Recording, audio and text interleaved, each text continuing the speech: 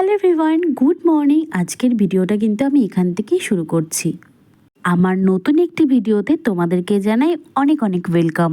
কি ভাবছো আমি এখন ঘুম থেকে উঠছি? না, একদমই না। আমি কিন্তু 6টার মধ্যে ঘুম থেকে উঠে যাই আর 7:30টার মধ্যে বরমশাই বেরিয়ে যায় অফিসের জন্য।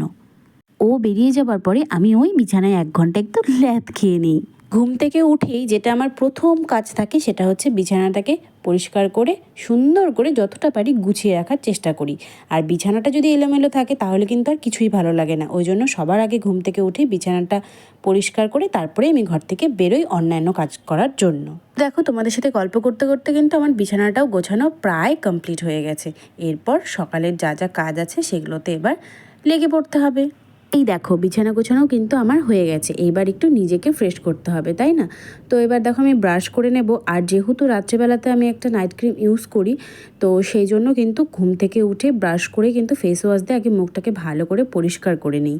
যদিও বা গরমকালে খুব একটা স্কিন কেয়ার করা হয় না, শীতকালে খুব ভালো মতনই স্কিন কেয়ার করা হয়। আর এই সমস্ত মানে time to time cream use করা, তারপরে তোমার ফেস ওয়াশ করা, এইসব কোনো কালেই আমার ছিল না। এর আগে ভিডিওতে যারা দেখেছো, যারা প্রথম থেকে আমার সঙ্গে যুক্ত আছো, তারা তো জানোই স্কিন কেয়ারের বিষয়ে আমি ঠিক কতটা পারদর্শী।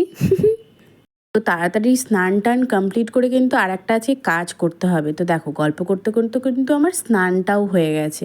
দিয়ে এবার সিঁদুরও পরে নিয়েছি। এইবার চলো রান্নাঘরে, খিদে পেয়েছে, খেতে হবে। তো বেলা তো অনেক হয়ে গেল, ঘড়িতে অনেক বেজে গেছে। তো যেটা দেখো, স্কিন কেয়ার কী জিনিস আমি জানি না, খুব একটা ভালো পারি না, কিন্তু যেটা আমার না হলেই না সেটা হচ্ছে এই কাজল। এই কাজল আর লিপ বাম তো আমার লাগবেই ভাই, আর কিছু হোক না হোক।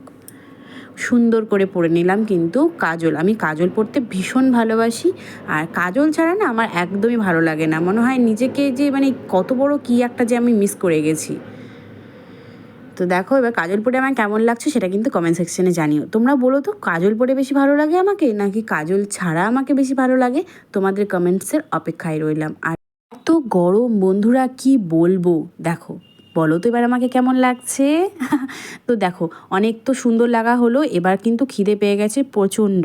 সকাল থেকে কিন্তু 1 গ্লাস জলও খাইনি, সেটা কি তোমরা খেয়াল করেছো?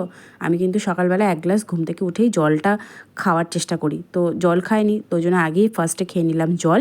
এবার কিন্তু আমি ব্রেকফাস্ট রেডি করার জন্য চলে এসেছি রান্নাঘরে।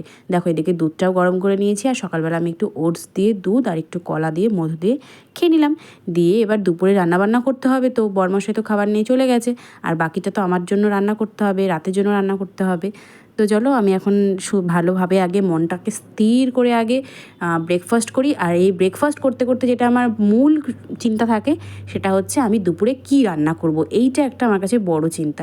তো ফ্রিজ খুলেই দেখতে পেয়ে গেছি কাঁচা আম। একটুও সময় নষ্ট না করে কিন্তু কাঁচা আমের আমি আচার দেবো জন্য একদম সমস্ত প্রিপারেশন রেডি করছি। তোমরা কি কাঁচা আমের রেসিপিটা দেখতে চাও, আচারের রেসিপিটা দেখতে চাও? তাহলে আমাকে কমেন্ট সেকশনে জানাও।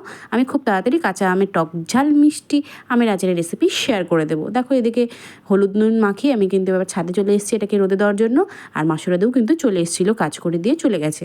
তো দুপুরের খাবার আমি এখানে বাড়ি নিয়েছি। একটু চিকেন ছিল ফ্রিজে, চিকেন বের করে নিয়ে এটা একটু বলতে পারো তোমরা খুব চটজলদি রান্নাটা হয়ে যায়। আমার ইচ্ছে আছে খুব তাড়াতাড়ি এই রেসিপিটাও তোমাদের সাথে শেয়ার করব, যে কাচ্চি বিরিয়ানি খুব সহজে আমি বাড়িতে কী করে বানাই। দুপুরবেলা খেয়ে দিয়েছি ঘুম। আর ঘুম থেকে উঠেই দেখছি আকাশে ঘন কালো মেঘের আনাগোনা শুরু হয়ে গেছে। ভিডিওটা ভালো লাগলে একটা লাইক করার অনুরোধ রইল। বাই।